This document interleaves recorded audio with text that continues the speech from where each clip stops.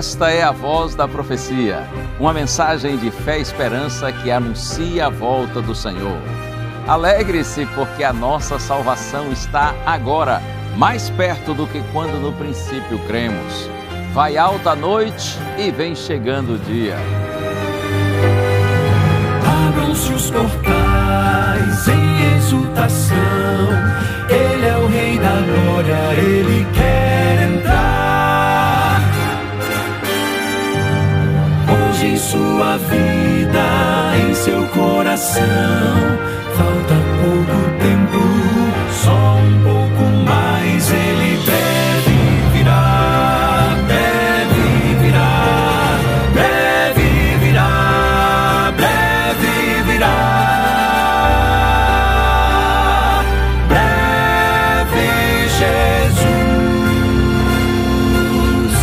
voltará.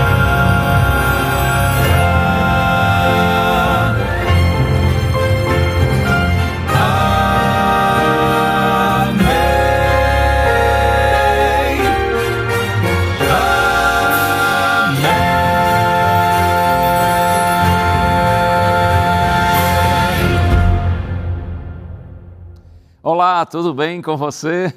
É bom ter a sua companhia mais uma vez aqui no programa A Voz da Profecia. E depois de 4 programas feitos fora daqui do estúdio da Novo Tempo, fora do nosso cenário, voltamos para a nossa casa. É que durante todo o mês de setembro nós tivemos a alegria de realizar o nosso programa na Igreja Adventista Central de Jacareí, aqui em São Paulo, onde está a sede da Novo Tempo.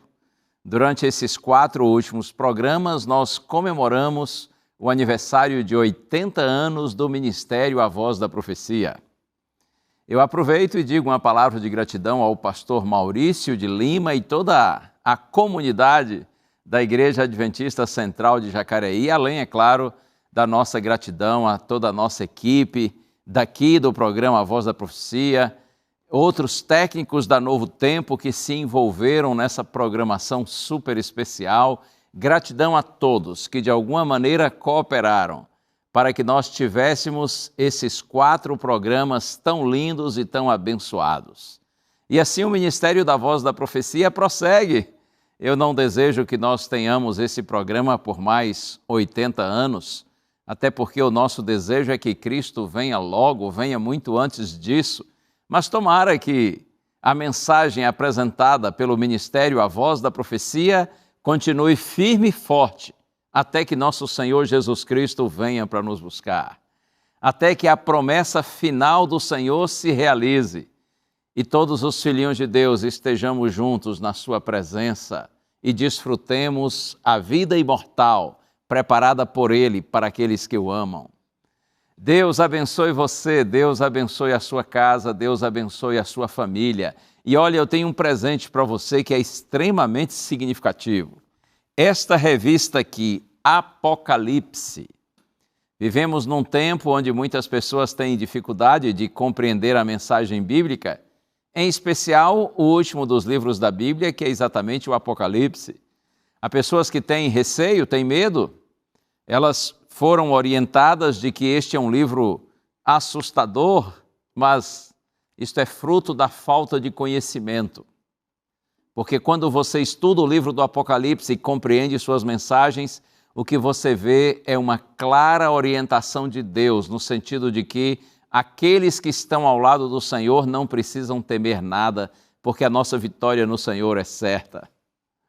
Se você deseja conhecer mais e aprofundar seu entendimento nesse precioso livro da Bíblia, peça essa revista que a gente lhe manda, tá bem? Apocalipse.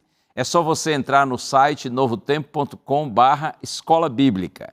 Outra opção, se você preferir, é você solicitar através do WhatsApp, número 12982444449. Salva esse número aí, cheio de 4s, no seu celular. E você manda mensagem de texto para a gente dizendo que você quer a revista Apocalipse. E nós vamos mandá-la para você e não lhe custa de fato absolutamente nada, porque é um presente da Novo Tempo para você. Muita gente já pediu e já recebeu, e tem tido uma nova compreensão desse precioso livro da Bíblia através desse guia de estudos Apocalipse. Muito bem, como é que estão as coisas por aí? Está tudo em paz? Tudo tranquilo? Você tem navegado em águas calmas? Ou você está, de repente, num mar revolto, complicado? Tenha calma, muita calma nessa alma. Coloque-se inteiramente nas mãos do Senhor e confie nele. Ele pode guiar você, ele pode lhe dar um rumo, lhe dar uma nova esperança. Nós gostamos muito aqui no programa A Voz da Profecia de interagir com você. Por isso eu quero convidar você também para nos seguir em nossas redes sociais, que você vê aí na tela, tanto Facebook como Instagram. É um prazer ter a sua companhia também em nossas redes sociais. E o Quarteto Arautos do Rei quer cantar. Vocês sabem que a presença deles aqui é garantida, até porque o Ministério A Voz da Profecia é sempre formado pelo orador, juntamente com o quarteto, com os cantores. É uma associação da mensagem bíblica pregada com a mensagem bíblica cantada. Por isso agora ouça, Arautos do Rei, vem, entrega a tua vida.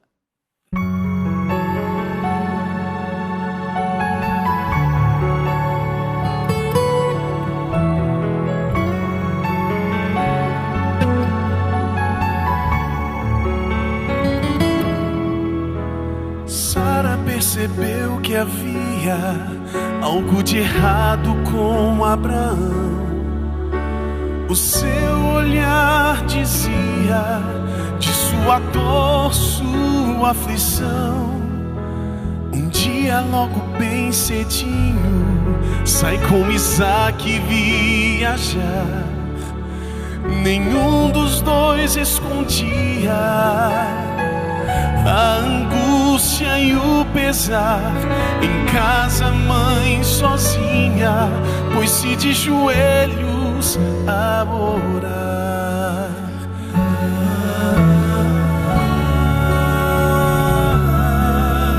Três longos dias se passaram até chegarem ao lugar onde Deus pedia que se erguesse o altar.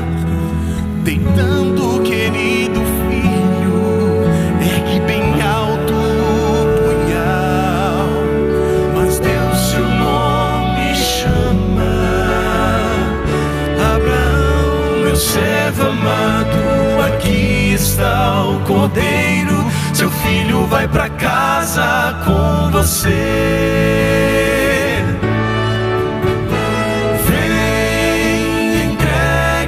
Tua vida, o teu melhor ao Salvador.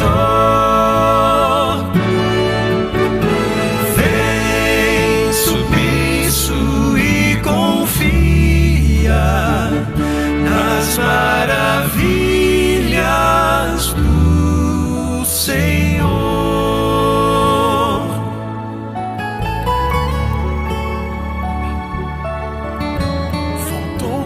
Da alegria e o coração obedeceu. Mesmo na batalha, a confiança não cedeu.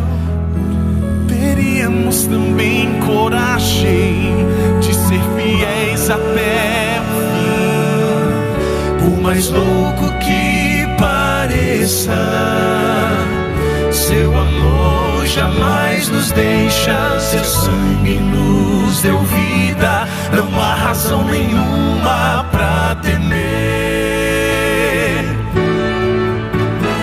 Vem, entrega a tua vida, o teu melhor ao Salvador.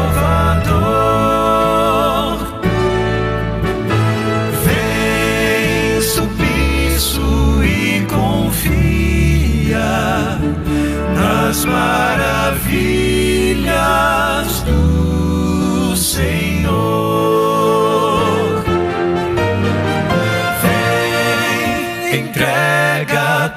sua vida, o teu melhor ao Salvador. Vem submisso e confia nas maravilhas do Senhor.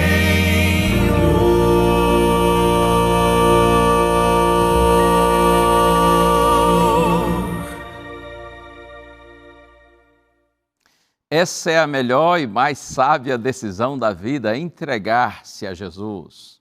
Jogar-se nos braços de Deus e deixar que Ele conduza, que Ele oriente a nossa vida. Sábios são esses, que escolhem Deus, que priorizam Deus, que se submetem a Deus, que deixa Deus guiá-los.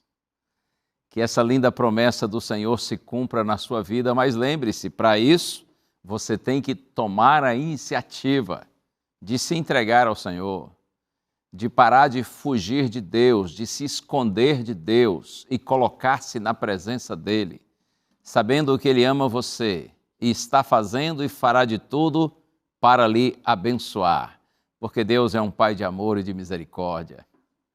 Você já pediu a revista Apocalipse? Se ainda não, presente para você, tá bem?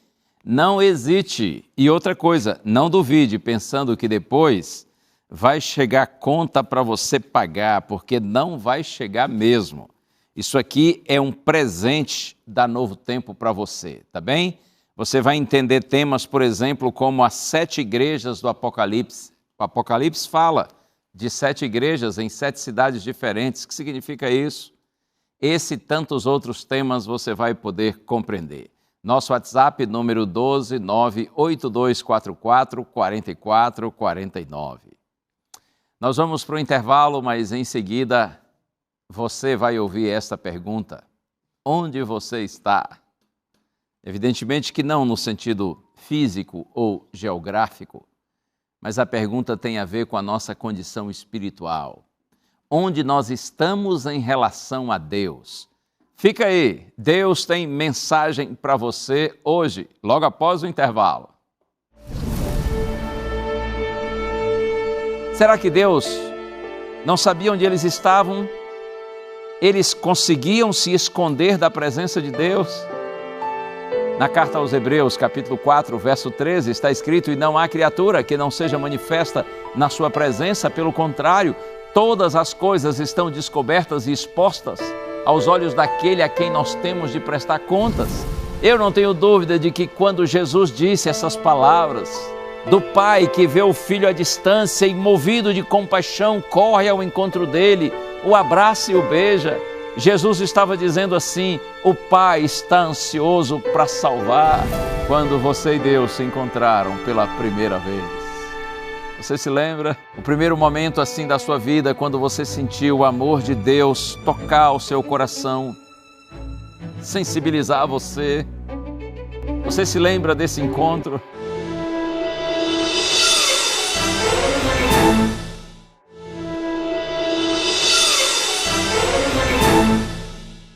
Prontinho, já estou de volta. Este é o programa A Voz da Profecia, aqui na sua TV Novo Tempo. E eu mencionei há pouco, no início do programa, começo do bloco anterior, da nossa satisfação depois de termos realizado 4 programas, os últimos 4, do mês de setembro, fora daqui do estúdio da Novo Tempo, lá na Igreja Adventista Central de Jacareí, a cidade aqui onde está a Novo Tempo. E algo que me deixa muito feliz com esse programa, ou com esses programas que nós tivemos, é que muitas pessoas, milhares de pessoas, responderam a um convite que nós fizemos. Porque ao final de cada programa, eu apresentava às pessoas a oportunidade delas se comunicarem conosco, dizendo que aceitam ou aceitaram a mensagem que nós apresentamos. E eu quero dizer para você que respondeu a esse convite, seja através da Rádio Novo Tempo, através da TV ou mesmo por meio da internet, mas você que mandou a mensagem para a gente: eu aceito. Deus continue abençoando você e fortalecendo na sua mente, no seu coração, essa decisão que você expressou, que você apresentou. E saiba que em algum momento, se ainda isso não aconteceu, em algum momento alguém vai gentilmente fazer contato com você para lhe ajudar na sua caminhada cristã. Mas persevere no seu propósito, persevere aceitando a mensagem de Deus e dispondo-se a andar nos caminhos do Senhor. E eu tenho certeza que há muitas bênçãos do Senhor ainda reservadas para você e para a sua família. Parabéns por você ter tido a humildade, a coragem e a determinação de aceitar o convite, o chamado de Deus. Vamos orar para a gente em seguida abrir a Santa Bíblia e refletirmos no tema preparado para hoje. Pense em Deus comigo. Pai querido, nosso coração se volta a Ti, Senhor, e nós te pedimos, permanece conosco, para que todos nós tenhamos a compreensão correta da Tua palavra e recebamos mais uma vez o Teu chamado. É a nossa prece em nome de Jesus. Amém. Amém, amém. Eu estou pensando no primeiro verso da Bíblia. Você conhece? Talvez sim. Tem muita gente que sabe esse versinho de cor. Está escrito assim, Gênesis capítulo 1, verso 1. No princípio, criou Deus os céus e a terra. Simples assim. No princípio, criou Deus os céus e a terra. E de acordo com o Gênesis capítulo 1, livro cuja autoria é de Moisés, está escrito que nos 6 primeiros dias de criação, Deus fez 6 primeiros dias literais, Deus fez tudo o que nós contemplamos nesse mundo. Deus realizou a sua obra criadora. E aí Gênesis capítulo 1, verso 31, o último verso do capítulo 1 diz assim, Deus viu tudo o que havia feito e eis que era muito bom. Houve tarde e manhã e o 6º dia. Aí a gente entra em Gênesis capítulo 2, onde Moisés diz nos primeiros versos que Deus, ele descansou no 7º dia. Deus abençoou e santificou o 7º dia e o chamou de sábado. Em seguida vem um relato em detalhes de como foi a criação do homem e da mulher, que ocorreu no 6º dia. Deus criou primeiro o homem com suas próprias mãos. Está escrito que Deus soprou nas narinas do homem o fôlego de vida e o homem se tornou uma alma vivente, um ser vivente. E Deus olhou bem para o homem e pensou assim, agora eu posso fazer algo melhor. Então Deus criou a mulher, o ser mais lindo e mais doce de toda a sua criação. Uau! Olha aí, fazendo minha média com a mulherada. Bom, na verdade não é assim que a Bíblia diz. Tanto homem quanto mulher se constituem na obra-prima da criação de Deus. E ainda está escrito no capítulo 2 do Gênesis que Deus colocou o jovem casal num lugar paradisíaco, criado por ele, chamado de Jardim do Éden. Havia no Éden um rio que se dividia em 4 braços, algo espetacular. E no Éden também, além de muitas outras árvores frutíferas e lindas, 2 árvores se destacavam. Sabe quais são? A árvore da vida e a árvore que ficou conhecida como a árvore do conhecimento do bem e do mal. Deus coloca o jovem casal para viver nesse jardim, a fim de cultivá-lo, a fim de guardá-lo.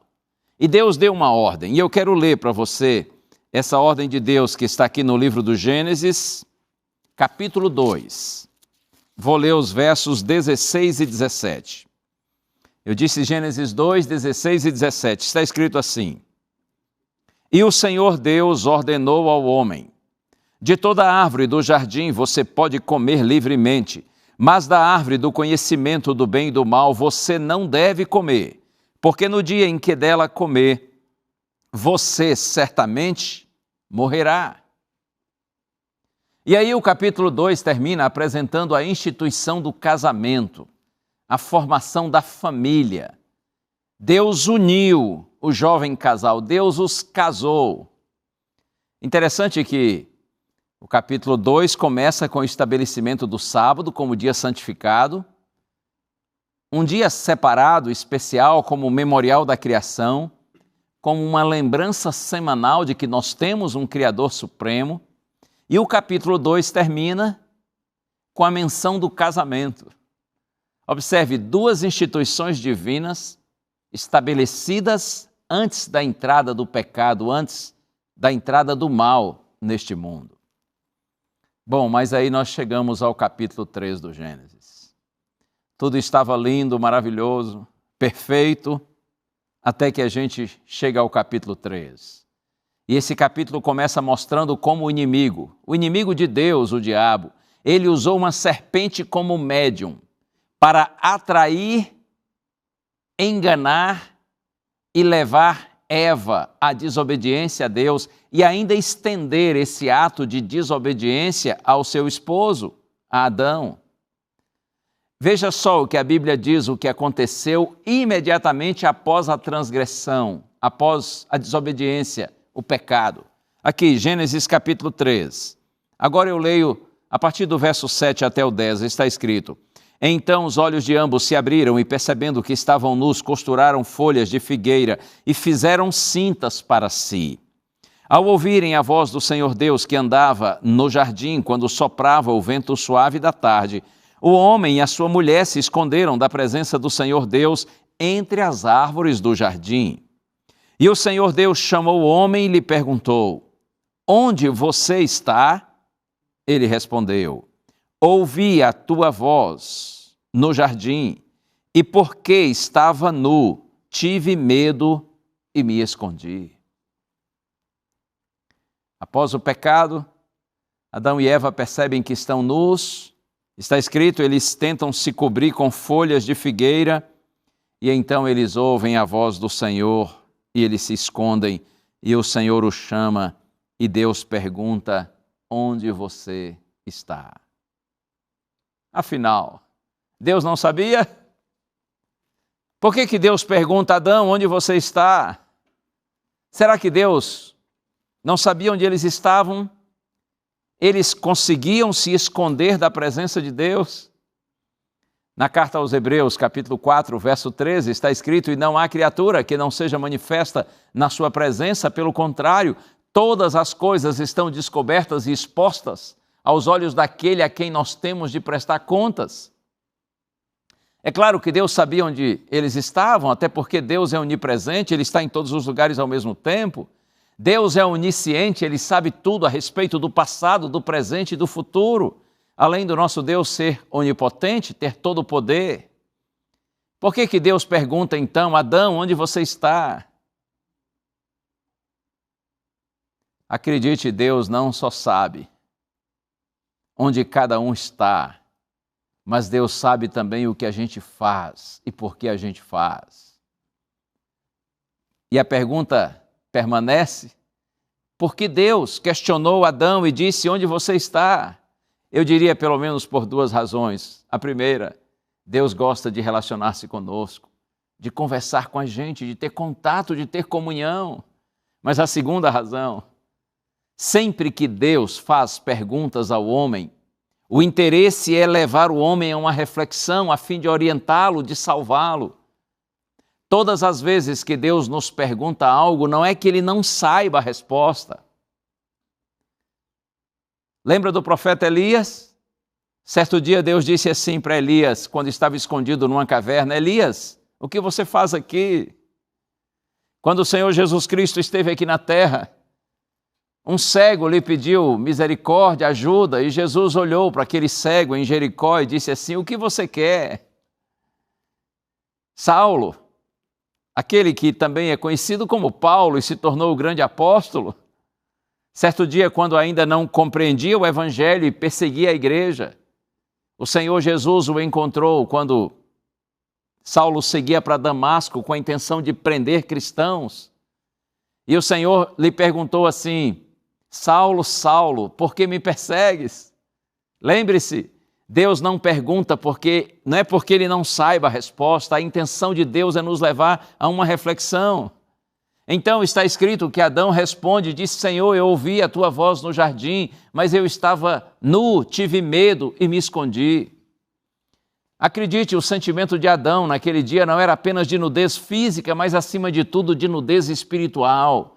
Era a nudez da alma, era um sentimento de vazio, de solidão. Lembra que Deus disse: no dia em que vocês transgredirem, desobedecerem, vocês morrerão? Pois Adão estava se sentindo morto no sentido espiritual, porque ele estava separado de Deus em função do pecado. A voz de Deus, que ele era familiar e agradável, tornou-se agora assustadora, incômoda, estranha. O pecado é muito mais do que um ato. O pecado é uma condição do coração, de alienação de Deus. É uma situação de separação de Deus daquele que é santo. O Senhor já havia advertido que o pecado, a desobediência, os levaria à morte. Exatamente porque o pecado os separaria da fonte da vida, que é o nosso maravilhoso Deus. Lá no profeta Isaías, capítulo 59, versos 1 e 2, está escrito assim: a mão de Deus não está encolhida para que não possa salvar. O seu ouvido não está surdo para não poder ouvir, mas as vossas iniquidades, os vossos pecados fazem separação entre vós e o vosso Deus. Essa é a questão. O pecado nos separa de Deus. Romanos 5,12. Portanto, assim como por um só homem entrou o pecado no mundo e pelo pecado veio a morte, assim está escrito: a morte passou a toda a humanidade porque todos pecaram.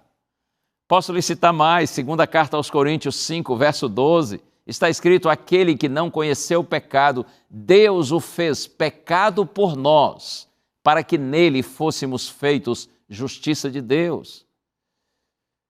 Quando nosso Senhor Jesus Cristo agonizava na cruz, ele disse assim: Deus meu, por que me desamparaste? Lembra dessa frase? Apresentada por Cristo quando sofria na cruz? Significa que o Pai se escondeu? O Pai o abandonou naquela hora? Não. O Pai estava ali, bem pertinho, junto à cruz, mas o Pai não podia interferir, porque naquele momento os pecados de toda a humanidade eram simbolicamente transferidos para o Senhor Jesus Cristo. Jesus estava ali como nosso substituto e o pecado separa de Deus. Bom, mas voltando a pensar em Adão e Eva, o Senhor resolveu fazer mais perguntas para o casal, como eu disse, a fim de orientá-los e de salvá-los. Aqui Gênesis capítulo 3. Agora eu vou ler dos versos 11 a 13. Está escrito assim: Deus perguntou: quem lhe disse que você estava nu? Você comeu da árvore da qual ordenei que não comesse? Então o homem disse: a mulher que me deste para estar comigo, ela me deu da árvore e eu comi. Então o Senhor Deus disse à mulher: que é isso que você fez? A mulher respondeu: a serpente me enganou e eu comi. Veja que Adão, ele não assume seu erro. Ele podia ter dito: sim, Senhor, eu errei, eu fui fraco. Mas Adão prefere transferir sua culpa para a mulher e, consequentemente, para Deus. Ele chega a dizer: Senhor, a mulher que o Senhor me deu, foi ela que me influenciou a desobedecer. Como que dizendo: eu sou inocente, eu sou uma pobre vítima, um coitadinho. E aí Deus diz para Eva: Eva, o que houve? Eva também não assume sua culpa. Ela podia ter dito: sim, Senhor, eu errei, e eu ainda influenciei o meu marido. No entanto, Eva transfere a culpa para a serpente. E quem foi que criou a serpente? Quem colocou a serpente no Éden? Desde o Éden é assim. Nós, seres humanos, transferimos nossas culpas para outros. E muitas vezes, indiretamente, para Deus. E na sequência não tem pergunta para a serpente. Até porque a gente sabe que a serpente foi apenas um instrumento usado pelo diabo. E não há diálogo com o inimigo.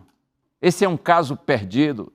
Deus apenas profere uma sentença e em seguida uma esperança é dada à humanidade. Eu quero ler agora o verso 15, Gênesis 3, verso 15.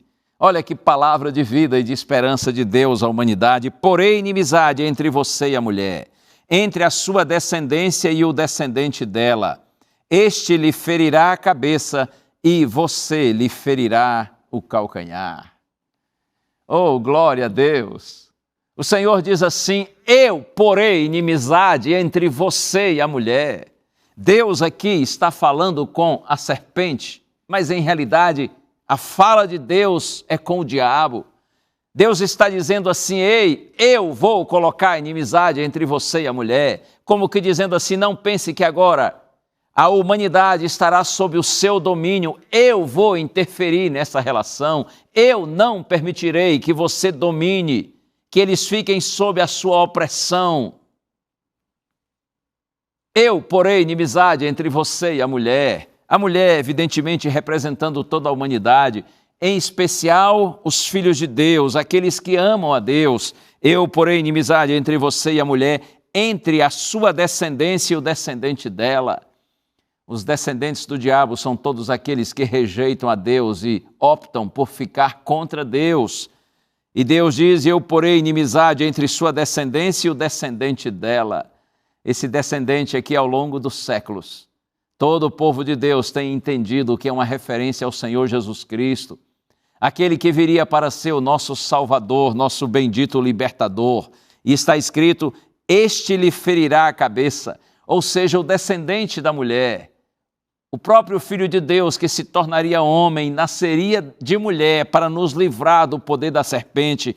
Este lhe ferirá a cabeça e você lhe ferirá o calcanhar. Significa que a vitória do descendente da mulher, do Senhor Jesus Cristo, sobre o diabo seria completa. Este lhe ferirá a cabeça, o golpe será mortal. Mas aí Deus disse: e você lhe ferirá o calcanhar. Significa que nosso Senhor Jesus Cristo não sairia ileso desse conflito. Ele teria que sofrer para ser verdadeiramente o nosso libertador. Deus está dizendo: você não terá o domínio sobre eles, porque eu vou interferir nessa relação para libertar os meus filhos. Essa aqui, Gênesis capítulo 3, essa aqui 3, verso 15, essa aqui é a primeira promessa da vinda do libertador, do Salvador. Veja que mesmo antes de Deus anunciar as consequências, as maldições por causa do pecado, Deus promete salvação e libertação. O Senhor procurou o pobre e confuso casal, não para condená-lo, mas para salvá-lo. Bendito seja o nome do Senhor. E creia, daqui de Gênesis, capítulo 3, até o Apocalipse, capítulo 20, a Bíblia se resume em Deus correndo atrás do homem para salvá-lo e o homem fugindo de Deus. Antes do pecado, Adão e Eva, nossos primeiros pais, eles fugiam para Deus, corriam para Deus. Mas depois do pecado, o ser humano passou a correr de Deus ou fugir de Deus. Eu gosto de pensar que não somos nós que encontramos a Deus. É Deus quem nos encontra, porque a iniciativa é de Deus. Lembra do texto aqui? Eu, diz Deus, porém inimizade entre você e a mulher. É Deus quem toma a iniciativa de vir ao nosso encontro e nos libertar do inimigo que nos oprime. Não somos nós que encontramos a verdade, é a verdade que nos encontra. Foi o Senhor quem lhe encontrou quando você parou de se esconder, quando você parou de fugir. Glorifique o nome de Deus por isso. Se hoje você vive na companhia do Senhor, se hoje você crê na palavra de Deus, se hoje você é uma pessoa salva pela graça de Jesus, glorifique o nome do Senhor, porque, insisto, não foi você que encontrou a Deus, foi Deus que encontrou você. Quando você parou de se esconder, quando você parou de fugir. Mas será que hoje eu estou falando para alguém que ainda está em fuga? Alguém que tem fugido de Deus? Hoje ele olha para você e diz assim: filho, filha, onde você está? Não fisicamente, geograficamente, onde você está espiritualmente. Deus nessa hora olha para você e diz assim: filho, o que você tem feito? Por onde você tem andado? No que você tem crido? Quais são hoje as suas prioridades e os seus valores? Em que direção, filho, filha, você está seguindo? E para onde esse caminho está levando você? Será que tem compensado fugir? Pense nisso. Deus está perguntando a você, filho, onde você está? O que você tem feito? Eu gosto muito das parábolas contadas por Jesus, que eram histórias criadas por ele para ilustrar os seus sermões, os seus ensinos. E uma das parábolas, talvez a mais conhecida de todas, que está em Lucas capítulo 15, é a chamada parábola do filho pródigo. Pensando só na primeira parte da parábola, Jesus contou de um garoto que decidiu ir embora de casa, abandonar o seu lar.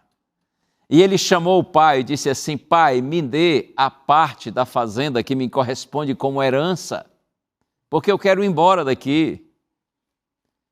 E o pai, então, antecipou realmente a herança para o filho.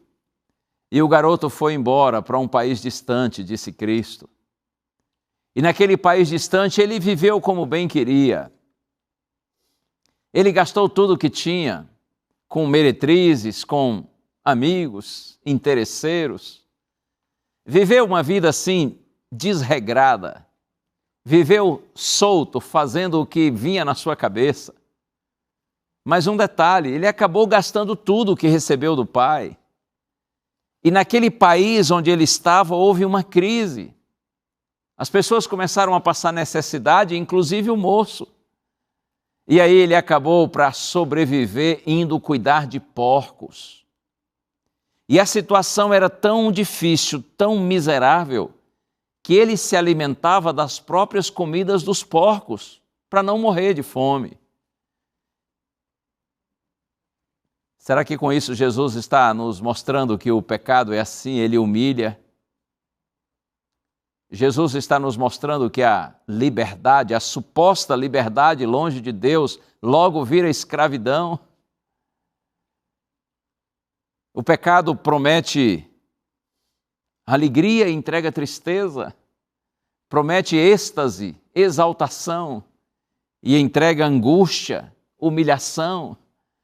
E o garoto, quando estava ali naquela humilhação, ele pensa assim: quantos trabalhadores de meu pai têm pão com fartura e eu aqui estou morrendo de fome.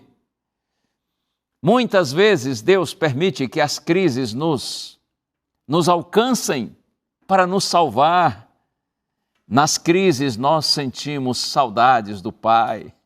Na carta aos Romanos, capítulo 2, verso 4, Paulo diz assim: é a bondade de Deus que nos leva ao arrependimento. O Espírito Santo estava agindo em nome do Pai.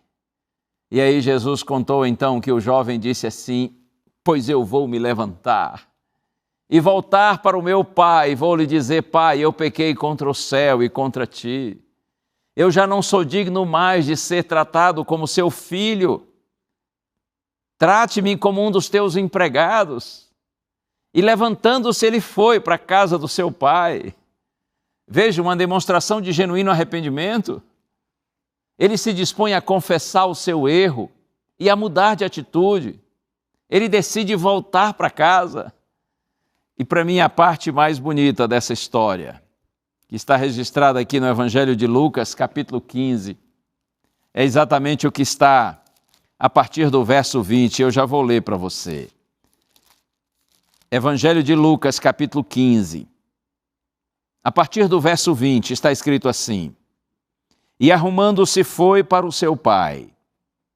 Vinha ele ainda longe, quando seu pai o avistou e, compadecido dele, correndo, o abraçou e beijou. E o filho lhe disse: Pai, pequei contra Deus e diante do Senhor, já não sou digno de ser chamado de seu filho. O pai, porém, disse aos seus servos: Tragam depressa a melhor roupa e vistam nele. Ponham um anel no dedo dele e sandálias nos pés. Tragam e matem o bezerro gordo. Vamos comer e festejar, porque este meu filho estava morto e reviveu, estava perdido e foi achado. E começaram a festejar. Oh, que coisa linda! O filho ainda estava vindo longe, está escrito. Quando o pai o avistou e, movido de compaixão, correu ao encontro dele, o abraçou e beijou. Eu não tenho dúvida de que quando Jesus disse essas palavras, do pai que vê o filho à distância e, movido de compaixão, corre ao encontro dele, o abraça e o beija, Jesus estava dizendo assim: o pai está ansioso para salvar, o pai tem prazer em perdoar. Se em algum momento você sente saudade do pai, você sente saudade de Deus, creia, Deus também sente saudade de você, ele sente falta de você. O pai abraça o filho, beija e diz assim: tragam logo uma roupa nova e coloquem nele, coloquem sandálias nos seus pés, como que dizendo assim: vamos apagar as marcas e memórias do país distante, da terra do pecado e da ilusão. Vamos apagar as marcas do tempo da humilhação, da escravidão. Significa, meu amigo, minha amiga, que o Pai nos recebe como nós estamos, porém na sua casa. Na presença do Senhor nós somos transformados. Eu gosto de dizer: Deus lhe recebe do jeito que você é, para lhe deixar do jeito que Ele quer. Deus quer ver você livre, abençoado, feliz. Louvado seja o nome do Senhor. Quando você e Deus se encontraram pela primeira vez, você se lembra? O primeiro momento assim da sua vida, quando você sentiu o amor de Deus tocar o seu coração, sensibilizar você. Você se lembra desse encontro, desse dia? Eu refiro-me ao momento quando você sentiu o carinho do Pai, o toque de Deus na sua vida, enchendo o seu coração com seu bendito amor. Você se lembra quando foi? Eu era garoto ainda, eu tinha aí 10 anos de idade, quando conheci a igreja adventista. Fui levado pelos meus pais, que foram convidados por um tio meu, e nós fomos à igreja. Nós nunca tínhamos entrado assim numa igreja evangélica. E eu me lembro que num dos primeiros sermões que eu ouvi numa igreja adventista, apesar de ser um garotinho e ter quase nenhum conhecimento do evangelho, mas eu sei que foi naquele período ali que eu senti o amor de Deus tocar o meu coração pela primeira vez. Eu senti o meu primeiro encontro com o Senhor. Você se lembra, no seu caso, quando foi? Quais as circunstâncias envolvidas? Quais as pessoas que Deus usou para abençoar e para alcançar você? Eu ouço histórias vividas nas mais diferentes situações, em momentos de alegria, de tristeza, de sofrimento, de perdas. Talvez a mensagem chegou por meio de um amigo, de uma amiga ou de um parente. Foi um sermão que você ouviu, uma música que tocou seu coração, uma oração que alguém fez. Ou quem sabe você foi primeiramente inspirado na direção de Deus por meio do exemplo que alguém lhe deu. Pois eu lhe digo, meu amigo, minha amiga, hoje é dia e essa é a hora de você reencontrar o Senhor. O Senhor nessa hora olha para você e diz assim: filho, filha, onde você está?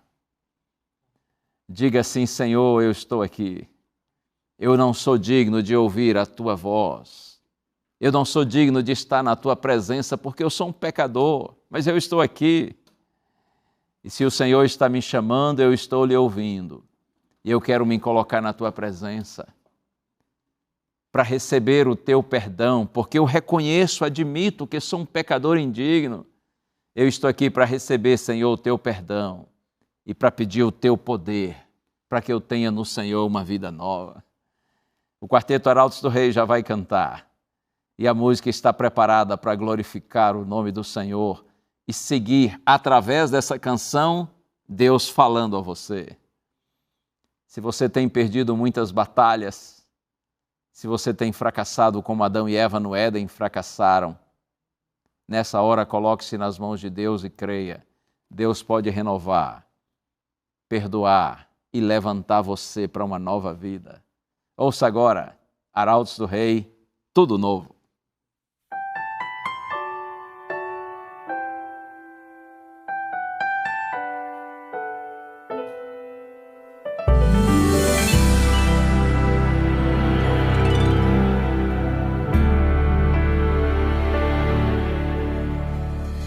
Se você tentou e não conseguiu,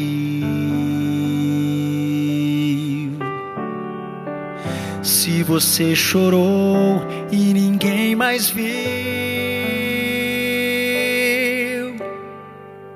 se você gritou em meio à aflição, se não encontrou quem lhe estendesse a mão, saiba, Deus tudo viu. Deus tudo viu. Como não iria te acolher? O que te formou, quem te fez nascer?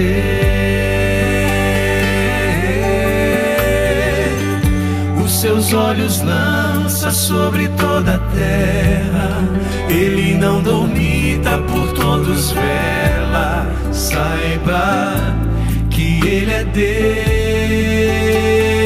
Deus, e Deus faz tudo novo, de novo.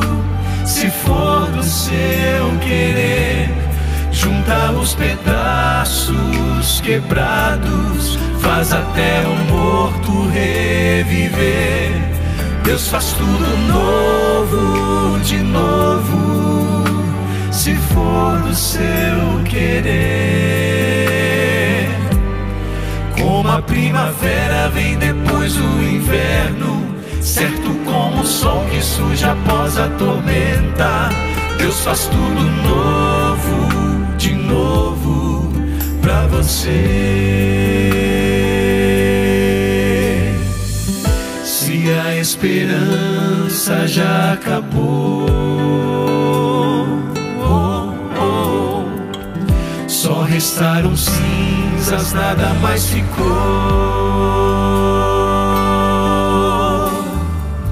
Se o desespero lhe roubou a paz, quando é impossível recomeçar, saiba, Deus tudo vê.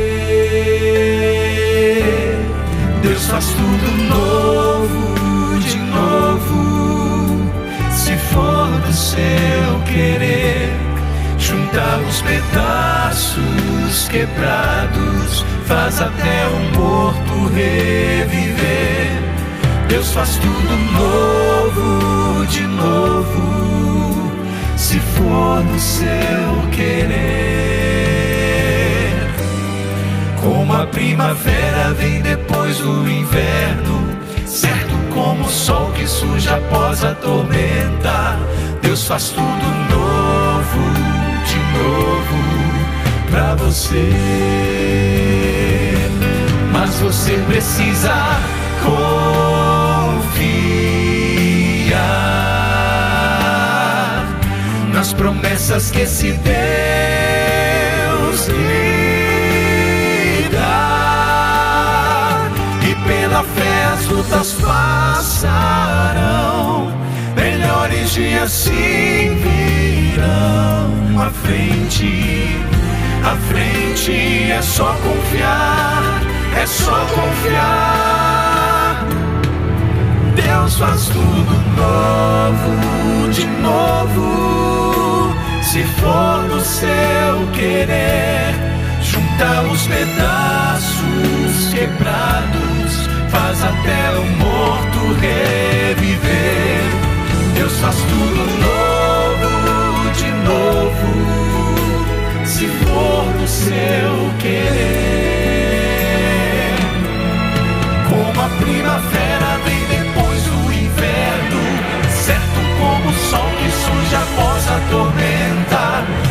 faz tudo novo, de novo, novo, de novo. Deus faz tudo novo, de novo, pra você.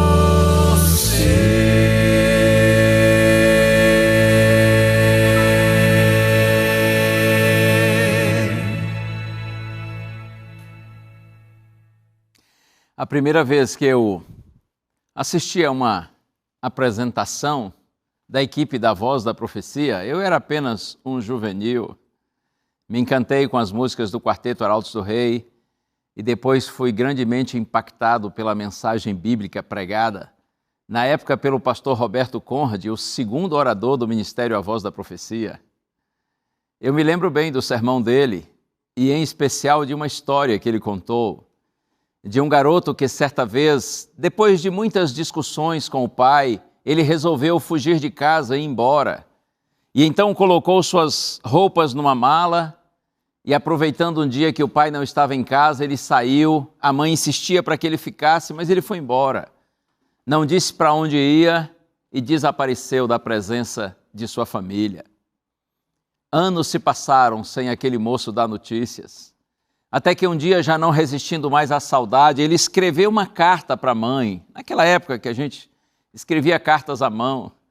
E ele escreveu uma carta e diz assim: mãe, eu estou com muita saudade da senhora, do meu pai, dos meus irmãos, eu quero voltar, mas eu tenho medo do meu pai não me receber. E ele marcou um dia e disse assim: tal dia e tal hora, eu vou embarcar no trem em direção à nossa cidade. Eu queria lhe fazer um pedido, mãe. Conversa com meu pai, veja se ele me perdoa e me recebe. Se ele me aceitar de volta, a senhora coloca um lencinho branco na cerca, lá no fundo do nosso quintal, porque o trem passava exatamente próximo ao quintal da casa dele. De dentro do trem dava para ver a cerca. Ele disse: a senhora coloca um lencinho branco, se o meu pai me perdoar. Aí eu vou descer na estação e vou para casa. Se a senhora não colocar o lencinho branco, eu sei que meu pai não me perdoou. A mãe recebeu a carta. Os dias se passaram. Chegou o momento da viagem. O moço embarcou no trem, seguiu na direção de sua cidade. E antes de chegar à sua casa, o trem passava exatamente ali, perto do quintal de casa, antes de chegar na estação da cidade. E quando o trem fez a última curva, o moço estava ansioso.